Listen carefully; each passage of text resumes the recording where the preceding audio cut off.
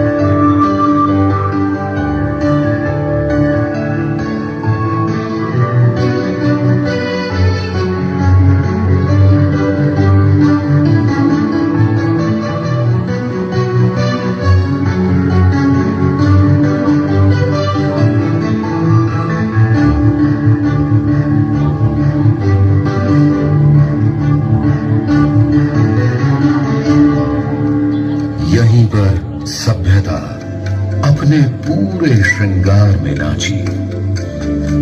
ब्रह्मा ने यहां सृष्टि का निर्माण किया।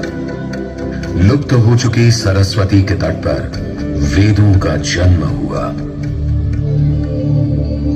ना सदा सिन्नो सदासि तदानीं नासित्रजो नो व्योमा परो यत् किमावरीवः कुहकस्य शर्मन्नभः किमासी गहनं गभीरम्। यहीं हरि का आयन यानी कि आगमन हुआ।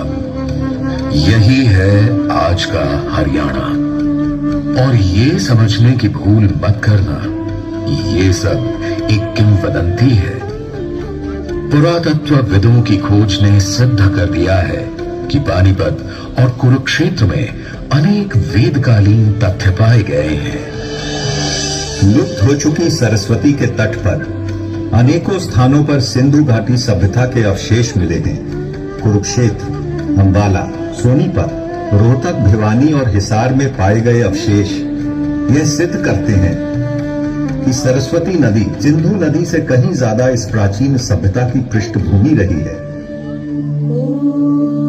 हर ओर शांति, समृद्धि और सभ्यता का नित नया श्रृंगार।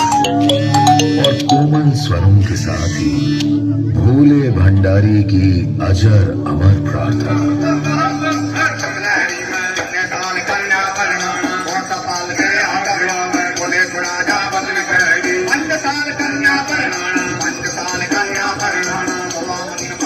इस शांति में एक तीर लगा विवाद का। एक भाई ने दूसरे से छल से जीत लिया राजपाट, भाई और पत्नी। द्रौपदी को सभा में प्रस्तुत किया जाए। अभी लीजिए भैया, उतार दो इसके वस्त्र। क्या ये दिन आ गए कि कुल वधू की लज्जा सभा में उतारी जाए और सब देखें? हे गोपाल, अब तुम ही हो मेरे रक्षक।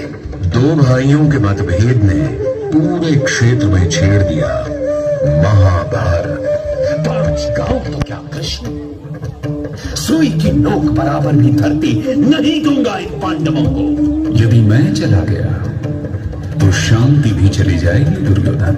वनों में मुंह छुपाकर घूमने वालों की इन गीदड़ भक्तियों से दुर्योधन नहीं डरता कृष्ण। यह चेतावनी है दुर्योधन। और फिर बजा कृष्ण का शंख, पांचजन्य। रणभेरी बचुकी, भाई के सामने भाई, मित्र के सम्मुख मित्र, प्रियजन के समक्ष प्रियजन खड़े थे और दुविधा भारी थी। कौंतेय के मन में चल रही एक आंधी थी। तभी श्री कृष्ण ने उसे समझाया और उसे ही नहीं, पूरे जग को मार्ग दिखलाया। पश्चिमे पार्थ रूपाणि शतशोडत सहस्रश नाना विधानि दिव्यानि नाना वर्णाकृतीनि च। देखो मेरे रूप को, कई 100 हजारों देवी स्वरूपों को नित नए रंगों में देखो। 5000 वर्ष पूर्व कुरुक्षेत्र बना समर भूमि और कहलाया धर्म क्षेत्र कुरुक्षेत्र। यहां 18 दिन तक ऐसा युद्ध चला जो आज तक वेद व्यास रचित महाभारत में वर्णित है और अविस्मरणीय है। और फिर इस धरती पर आगमन हुआ शांति के दूत गौतम बुद्ध का। उन्होंने हरियाणा के कई नगरों का भ्रमण किया और लोगों को अपना संदेश पहुंचाया। शुभ जगाधरी के निकट सुख, रोहित का यानी कि रोहतक, थुला कोटिका यानी कि थानेसर और काम सदम यानी कि कैथल की भूमि भगवान बुद्ध की चरण रज पाकर धन्य हो गई।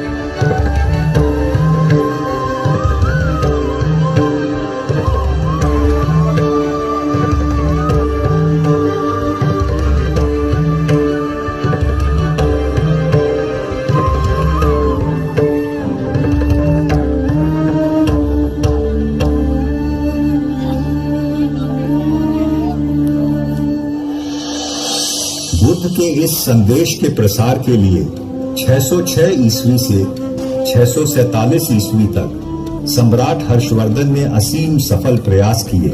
हर्षवर्धन की राजधानी स्थानेश्वर यानी कुरुक्षेत्र थी। शिव भक्त, लेखक, कवि, प्रचंड योद्धा और सबसे ऊपर एक परोपकारी और संवेदनशील शासक। हर्षवर्धन ने कई छोटे बड़े राज्यों को जोड़ते हुए एक बड़े साम्राज्य की स्थापना की।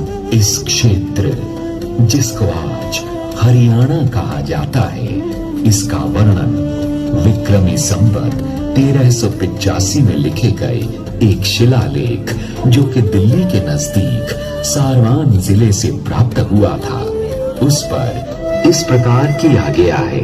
देशोस्ति हरियाणाख्या पृथिव्याम स्वर्ग सन्निभः, अर्थात हरियाणा नाम का एक प्रदेश है जो है इस धरती पर स्वर्ग के समान।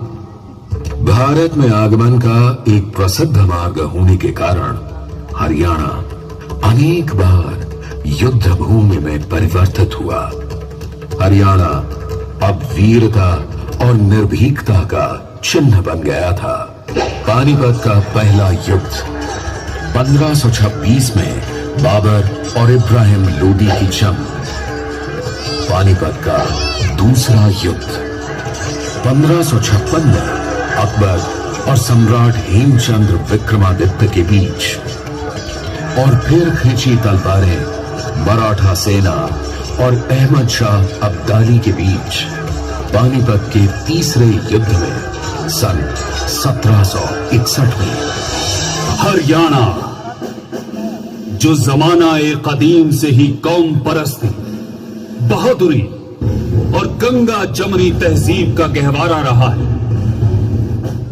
उसने कभी भी गैर मुल्की हुकूमत को न तो बर्दाश्त किया और न ही ऐसे हुक्मरानों के सामने सर झुकाया। इतवार 10 मई 1857 को सवेरे 9 बजे 60वीं नेटिव इन्फेंट्री के जवानों ने अंबाला छावनी में बगावत का बिगुल बजा दिया। उसके ठीक 10 घंटे बाद मंगल पांडे ने मेरठ छावनी में आजादी की हुंकार भरी। ये चिंगारी जो अंबाला में भड़की पूरे हिंदुस्तान और दिल्ली के तख्त तक पहुंच गई।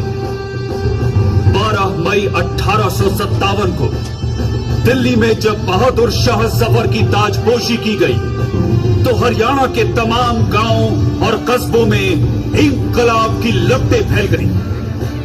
जब शाह जफर को हिंदुस्तान का अजीम हुक्मरान बनाने का इंकलाबी ऐलान किया गया तो उनके दरबार में हरियाणा की 8 रियासतों बल्लभगढ़, गुड़गांव, पटौदी, रेवाड़ी, फर्रुखनगर, झज्जर, बहादुरगढ़ और लोहारू के नुमाइंदों के साथ यहां की मुख्तलिफ खापों के अहम नुमाइंदे जोर शोर से शामिल हुए। बल्लभगढ़ के राजा नाहर सिंह, झज्जर के अब्दुल रहमान खान, फर्रुखनगर के नवाब अहमद कुली, झांसी के हुक्मचंद कानून को, मदीना के चौधरी दौलता और मेवात के सदरुद्दीन के साथ बुनियादी। इस बीच रोहतक के जाट और रांगड़ किसान अंग्रेजों पर टूट पड़े। बिसारत अली और बाबर खान ने पूरे जिले को हुआ और 1 नवंबर 1966 को नवीन हरियाणा का जन्म हुआ। गठन के समय पानी, ना के बराबर औद्योगिकरण और जाने कितनी ही ऐसी विकट समस्याएं हरियाणा के सम्मुख खड़ी थी, परंतु आशावादी दृष्टिकोण और किसानों के साथ साथ पूरे राज्य की अनथक मेहनत के परिणाम स्वरूप आज ये राज्य प्रगति, विकास, शिक्षा और स्वावलंबन के नित नए कीर्तिमान स्थापित कर रहा है। जहाँ ये पूरा प्रदेश लहलहाते खेत खलिहानों से भरा है, वहीं चप्पे चप्पे में कला, नृत्य और संगीत का वास है। चाहे नयनाभिराम पिंजौर गार्डन हो, सूरजकुंड मेला हो, कुरुक्षेत्र के मंदिर हो या सूफी स्थल, हवेलियां और पुरातत्वविदों को रोमांचित करने वाले कई स्थान। सूरजकुंड के अंतर्राष्ट्रीय वार्षिक हस्तशिल्प और हथकरघे मेले की तो पूछिए ही मत।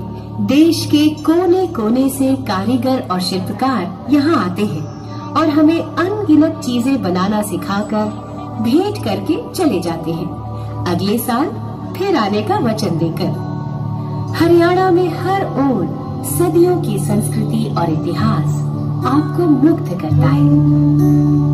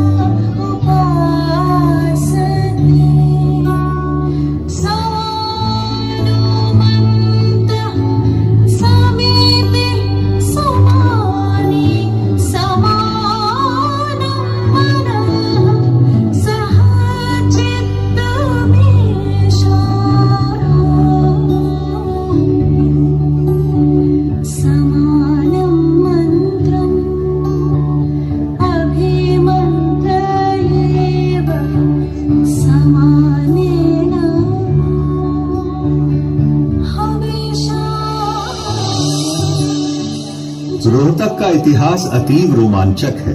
यहाँ 34 ईस्वी पूर्व के प्रमाण खोकरा कोट में पाए गए हैं। यमुनानगर में टोपरा कला, हिसार और फतेहाबाद में अशोक स्तंभों की खोज और हरियाणा के अन्य स्थानों में मिले शिलालेख मौर्य साम्राज्य का हरियाणा में होने का प्रमाण है। ये माना गया है कि रोहतक का नाम एक राजपूत राजा ने रोहताशगढ़ रखा था और फिर ये रोहतक बन गया। तिलियार झील, जहां आप सब आज बैठे हैं, एक अत्यंत रमणीक पर्यटक स्थल है, जहां बच्चों को रिझाने के लिए चिड़ियाघर भी है। रोहतक हरियाणा का एक अहम जिला है। पेशावर और मुल्तान से दिल्ली आने वाले रास्ते यहाँ मिलते हैं और यह भी एक मान्यता है कि रोहतक का नाम रेहिरा वृक्ष के नाम पर रखा गया, जिसे संस्कृत में रोहितका भी कहते हैं। कहा जाता है कि एक शहर का रूप लेने से पहले यह रोहितका वृक्षों का सघन वन था। 1880 की एक रिपोर्ट के अनुसार 9वीं और 10वीं शताब्दी में कई राजपूत और जाट कुनबे यहाँ आकर बस गए और धीरे धीरे रोहतक का विकास हुआ। झज्जर, गोहाना, खरखौदा, मंदोदी के कई राजाओं के मरणोपरांत 1824 में रोहतक जनपद का जन्म हुआ। कई राज्यों में स्थानांतरण के बाद 20वीं सदी में रोहतक का यह नवीन रूप उभर के आया। रोहतक आज शिक्षा का एक प्रमुख केंद्र है। रोहतक में है IIM, state university of performing and visual arts, institutes of hotel management and urban planning and architecture. Haryana में झज्जर में एम्स 2 का निर्माण किया गया है। इससे हरियाणा में स्वास्थ्य सेवाओं के क्षेत्र में एक नया अध्याय शुरू हुआ है। झज्जर को अंतर्राष्ट्रीय पहचान मिली है वैश्विक परमाणु ऊर्जा भागीदारी केंद्र की स्थापना से। देश में पहली बार आजादी के बाद सिर्फ महिलाओं